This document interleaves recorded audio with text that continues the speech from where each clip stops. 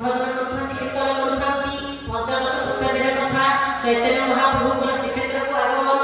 महाप्रभु आछंती मुक्त गंभीर रुहती गंगामाता मठरे दांत काटी खंडे घसी घसी कर बड़ दांडरे आसुथिले जेतेबेले देखिले हरिदास ठाकुर मन दुख करिके छिडा हेछंती कहले कोन हेछि हरिदास जी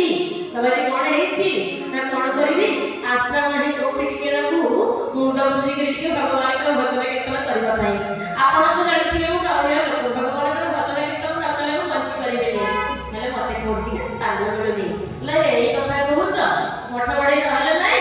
गौड़ दांत काटिले दांत घसुथिले ताको दी फाड़ करिकरी जीभ छिले नेछती दीटा दांत काटी खंडको दी फाड़ पुणे जोड़ी देले जोड़ी देई सेठी पोत देले कहले एईटा हला तुम्हारा मठ तण से गौड़ दांत काटी भगवान का कृपा एली भगवान का कृपा रे रहा जेत सिद्ध विग्रह छड़ी संगे से विराट विशाल भूमि परिणत हैला एते बड़ गछ देई गला मोटा सका हेली काम रे से आंगरे कले भजन कीर्तन कले दैव जगत रथयात्रा से वर्ष पड़ी थाई रथयात्रा रे रथ के देई गला रथ के देई गला परे गोटे काठी बिए माने कमी गला रथर माने जो गप पाइबे गोटे काठ कमी गला ए काठ पुणे कोउ आसीबो खजा पड़िला खोजी खोजी के राजा कर संगे होले दास ठाकुर कोन कले कहले नाही नाही ए गछ को केबे हेले काटी हबो नाही काहे कि ना मते गछटी होची आसला यार घर मु भजन करूची कीर्तन करूची याको आपण काटी देई गला पुणी कोठी भजन कीर्तन करिबी कोठी रहिबी राजा के पाखरे खबर पहुंचीला जे हरदास बाबाजी वर्तमान नाही करूछती से गछ को काटी बने बोली राजा कहले एई कथा राती पाहि के सकाळ होला कहले गछटा चयन हेची उपयुक्त रथ काट पाई तेणु निश्चय से गछटा कटा हेची आसीबो ता पर दिन कर्मचारी माने काटिबा पाई गला बेलकू गछटी संपूर्ण अंतसार शून्य अर्थ चारि पटे केवल बकळ रहिछि ओडे चोपाटा गछर बकळ किंतु भितरे काठ नाही विराट गछ किंतु ता भितरे काठ नाही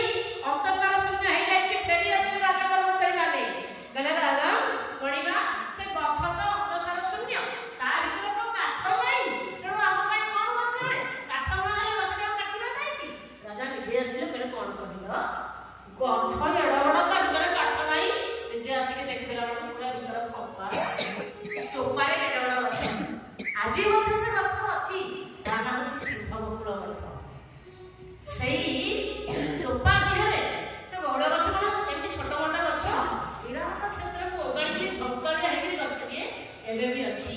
प्रसिद्ध नाम अछि ताको शिशबकुल पीठ बोली कहा जाय थाए श्रीक्षेत्र रे अनेक अनेक जिंस परिपूर्ण हेकि अछि अष्ट संख्यक अछंती तार आठ प्रकार रंगरे से निर्माण करथिला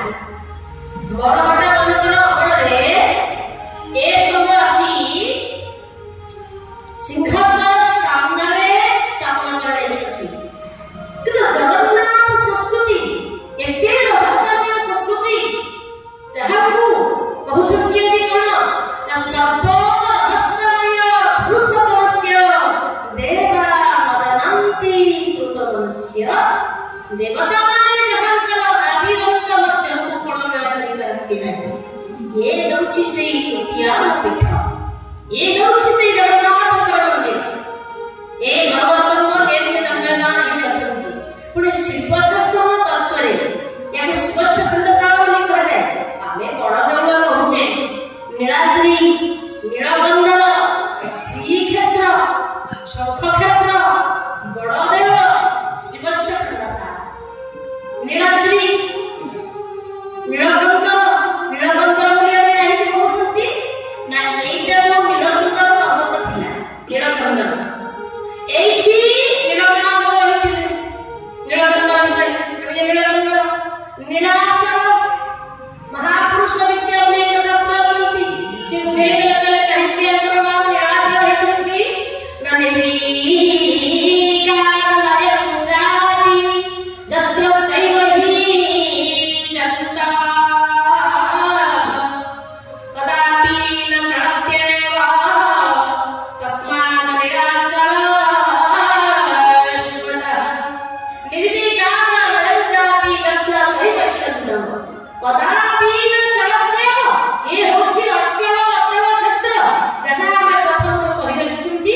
कोटि सत्य प्रत्यय द्वापर कले जुग हेले मध्य गले मध्य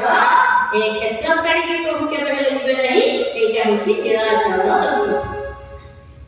एवं शिल्प शास्त्र अनुसारे ए नाम होची शिव चतुर्दश भीतर रहिछंती गौरस्तंभ बाहर रहिछंती अवस्तंभ गौर और होछंती दुई भाई जोड़ हस्तर भगवान स्तुति पाठ करछंती हमको जदि प्रश्न आए एटी गौरस्तंभ उच्चारे अछंती ना अवस्तंभ टी उच्चारे अछंती ताला हम भीतर कौन उत्तर आसीबो आमे केहि कहना ना गौरस्तंभ टी उच्चारे अछंती नाही ताटा कहिबो अवस्तंभ टी उच्चारे अछंती किंतु एमिति समरे तत्वरे इत्यादि हिछंती दीटा जाक संग पूरा समान आउ सच्ची के सुनिले हम लोगन बाहर प्रकार जदि घर